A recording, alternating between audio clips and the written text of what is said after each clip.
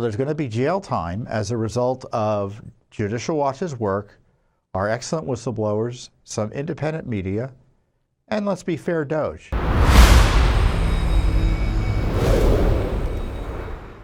Judicial Watch had a significant development happen as a result of one of its FOIA cases this week. Thanks to a Judicial Watch FOIA lawsuit, the Justice Department admitted that there's a criminal investigation going on related to, looks like information, in part presented by whistleblowers that Judicial Watch is representing. So we had a FOIA lawsuit, and we've talked about this, I think, on this program before, into the U.S. African Development Foundation, which is essentially a government agency that DOGE tried to take over. There was a big fight about it. Long story short, it's very controversial. And Judicial Watch had asked for records about this in a FOIA lawsuit regarding corruption there. And at the hearing in our case, the Justice Department announced an ongoing criminal investigation related to the agency. And this announcement, as we say, comes after years of whistleblowing by Judicial Watch clients Jasmine Battle and Matteo Dunn, D-U-N-N-E. Who bravely have come forward and blew the whistle on what is quite obvious corruption, it looks like, at the U.S. African Development Foundation. We sued the agency in August of 2025 for records regarding its expenditures and deposits related to credible allegations of waste, fraud, and abuse committed by senior officials, contractors, and grantees in retaliation against whistleblowers, as well as its attempt to block Department of Government efficiency audits. Now, let me be blunt. I don't think we would have found out or even had this criminal case but for Judicial Watch's tenacious representation and the bravery of these whistleblowers. They said, and it's rare for the Justice Department to say under a FOIA, in a FOIA case, it's never really happened before. I mean, I've been doing this at Judicial Watch. Let's put it this way. There's no one who sued under FOIA more than Judicial Watch. So we're talking hundreds of cases. Never, ever happened again. Where the government said, it's never, ever happened before, where the government said, oh, we've got a criminal investigation going on. And they announced it at the FOIA hearing. That's what they did in our case. And then what happened next is, today, it's announced that a key official at the U.S. African Development Foundation pled guilty to crimes. You can be sure it was tied to Judicial Watch pressure through the FOIA and the brave whistleblowers. So incredible developments.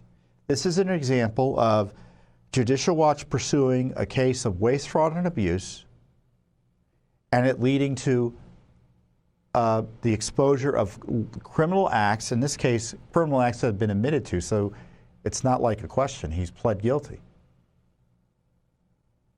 And this has been floating around for a while, and of course it was buried initially by the the Biden administration. A senator wrote November 2023, according to whistleblower complaints received by the Senate Foreign Relations Committee, complaints that I understand have also been shared with the Office of Inspector General, current President and CEO Travis Atkins, former President and CEO C.D. Glynn, Managing Director for Finance Administration Matthew Sauhi, Chief Program Officer and former Acting President and CEO Elizabeth Felicki, and Chairman of the Board of Directors Jack Leslie are aware of and may be complicit in corrupt and potentially unlawful practices. So that's the senior leadership of that agency. The whistleblower allegations included misuse of official funds, conflict of interest and inappropriate partnerships, discriminatory employment practices, and retaliation against employees who dared to raise questions about this misconduct. Now, of course, some folks dropped the ball.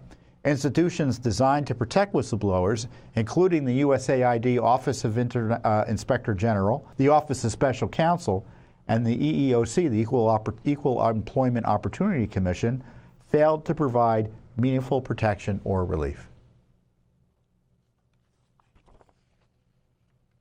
So, this is what happens. Whistleblowers come forward, and the agencies and the officials that are supposed to be helpful aren't helpful. And this is what the value, this is part of the value Judicial Watch brings, is that we can help them. It's still very difficult. I mean, we're fighting the swamp. But in this case, to the credit of the Trump administration and his team, they took, it looks like, I mean, the proof is the pudding. I mean, the whistleblowers come forward with allegations, and lo and behold, there's a plea deal. And it looks like there may be other criminal charges to follow.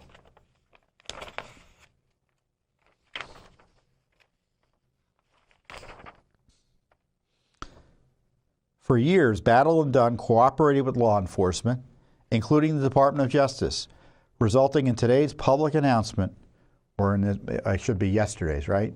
Resulting in the public announcement of an ongoing criminal investigation. But for speaking out against a corrupt agency, they have been retaliated against, mistreated, and maligned. The systems that were created to protect them as whistleblowers, as I said, like the USAID Office of Inspector General, the Office of Special Counsel, and Equal Employment Opportunity Commission, have thus far failed them. Today's announcement is vindication for the years they spent exposing government corruption. And so that announcement in court, clearly they were pressured by our FOIA lawsuit and our whistleblowers to pursue this. And they released next the details of a plea agreement which show extraordinary corruption and infuriating corruption over at the director of, over at the U.S. African Development Foundation. And here's the press release the Justice Department released today, Friday, January 30th. I want you to look at that headline, and I would be remiss if I didn't point out the intrepid reporting of Luke Rosiak of the Daily Wire, who also exposed a lot of this corruption as well. But look at that headline again. If you're a Judicial Watch supporter, that's the results, in part from your support of Judicial Watch. Judicial Watch, in partnership with the whistleblowers, helped achieve that. And look at the details here. Matou Zawi is charged with accepting payments from a government contractor and then abusing his position by directing the African Development Foundation funds to that contractor for little to no work. Corruption by senior officials representing the United States cheats American taxpayers and rigs the system against honest work. I mean, that's a nice way of putting it. This guy stole money to give to his friend. The plea agreement demonstrates the criminal division's pursuit of bad actors who engage in waste and abuse in government government contracting. So according to the court documents, the CFO arranged for the foundation to pay vendors and contractors through a Kenya-based company, which they call Company One. Company One was owned by a government contractor whom Zawi had known for over 20 years. And so for 3 years, Zawi arranged for the company to act as a pass-through for foundation payments to certain vendors rather than have the foundation pay the vendors directly. For example, when the foundation needed to pay a past-due debt for a staffing to a staffing vendor, Zawi directed the vendor to invoice Company One instead of the foundation. Company One then invoiced the foundation for the vendor's past due amount, but added a markup of over $20,000 to the amount owed. What a racket. Zawi approved Company One's invoice even though he knew Company One had provided no services related to the vendor's work. So we're talking at least of about $800,000. Zawi approved pass-through invoices that included markups ranging from 17% to 66% above the amounts owed to the vendors. In total, Company One submitted more than 20 pass-through invoices of this total amount to pay at least $617,000 to Company One.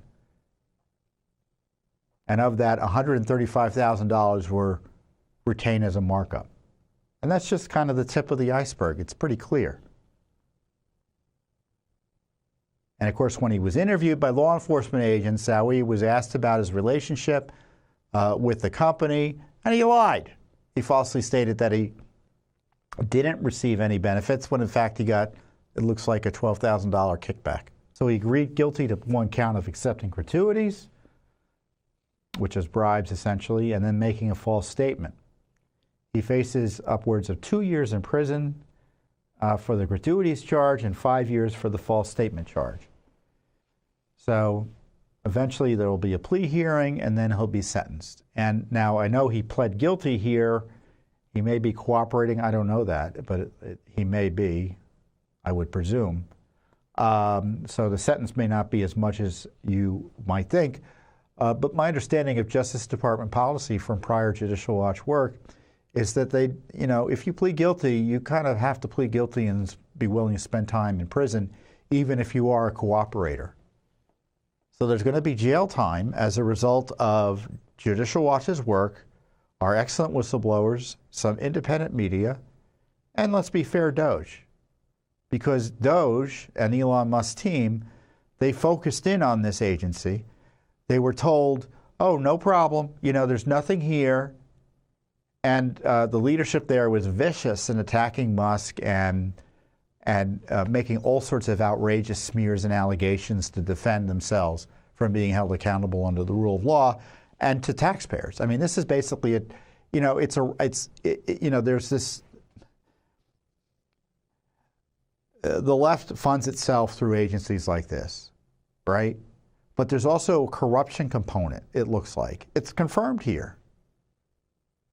So not only is it used to kind of advance the left and take care of outside leftists and just keep the left Borg going, but they take money for themselves.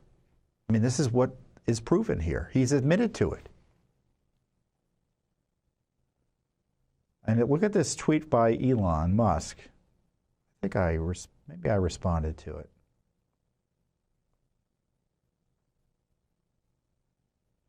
Oh, so Luke, who's the reporter who wrote the story for the Daily Wire, said, when DOGE went to audit the African Development Foundation, its CFO locked them out.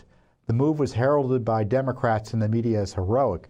Turns out when people resist audits, it's because they have something to hide. Today, the agency CFO admitted taking bribes. And Elon Musk tweeted that out. They tried to hide their crimes.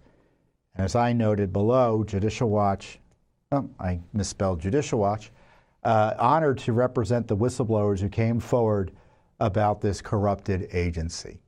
So stay tuned for more. I think this is a pretty significant victory for the rule of law. It shows you that it's not the first time there have been criminal investigations as it relates to Judicial Watch's findings. Hillary was criminally investigated, but they never did anything with her.